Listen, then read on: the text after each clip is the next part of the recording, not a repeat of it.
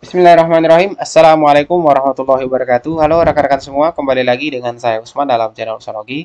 Baik Bapak Ibu, di kesempatan yang baik ini kami kembali akan memberikan informasi kepada rekan-rekan honorer yang merupakan informasi yang rekan-rekan tunggu, yaitu berkaitan dengan status dan kedudukan tenaga non-ASN.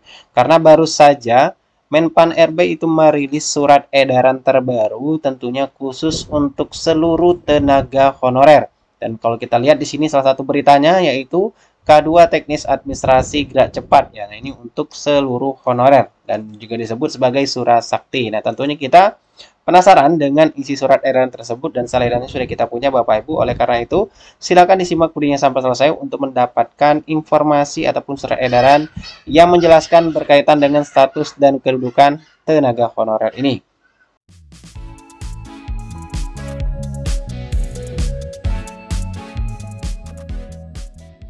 Baik, langsung saja. Nah, ini dia Bapak Ibu surat yang kami maksud, yaitu surat dari Menpan RB, Menteri Pendayagunaan Aparatur Negara dan Reformasi Birokrasi Republik Indonesia, tertanggal 25 Juli 2023, Bapak Ibu. Nah, kalau kita lihat di sini, itu perihal status dan kedudukan STHK 2 dan juga tenaga non-ASN, Bapak Ibu.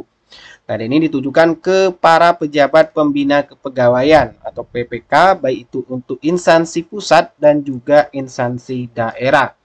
Nah, kita langsung saja baca surat edarannya Bapak Ibu, yaitu berdasarkan peraturan pemerintah nomor 49 tahun 2018, yaitu tentang manajemen P3K, bahwa pegawai non-PNS dalam jangka waktu paling lama 5 tahun, yaitu sebagaimana dimaksud, yaitu pada ayat 1, dapat diangkat menjadi P3K apabila memenuhi persyaratan sebagaimana diatur dalam peraturan pemerintah ini, Bapak Ibu. Nah, kemudian kita lihat lebih lanjut lagi, di sini jelaskan lagi, oleh sebab itu, maka sesuai dengan perundangan peraturan pemerintah dimaksud akan berlaku pada tanggal 28 November 2023. Namun demikian, yaitu sesuai dengan masukan dan aspirasi dari berbagai pihak bahwa STHK 2 dan tenaga non-ASN ini masih diperlukan dalam mendukung pelaksanaan tugas pemerintahan, pembangunan, dan pelayanan publik. Nah, sehubungan dengan hal-hal tersebut di atas, bersama ini dengan hormat kami mengharapkan kepada seluruh PPK, yaitu pejabat pembina kepegawaian, instansi pusat dan juga instansi daerah, agar melakukan langkah-langkah sebagai berikut.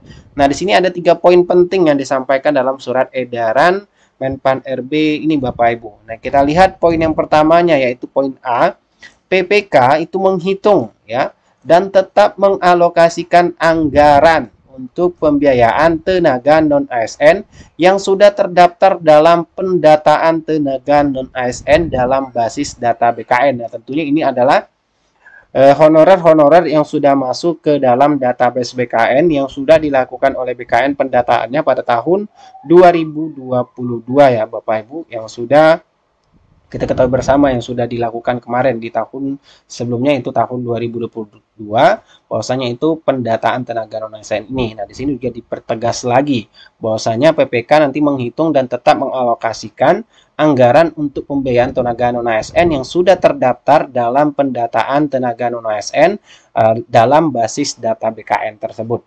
Nah, kemudian poin yang keduanya yang B, itu dalam mengalokasikan pembiayaan tenaga non-ASN dimaksud pada prinsipnya itu tidak mengurangi pendapatan yang diterima oleh tenaga non-ASN selama ini.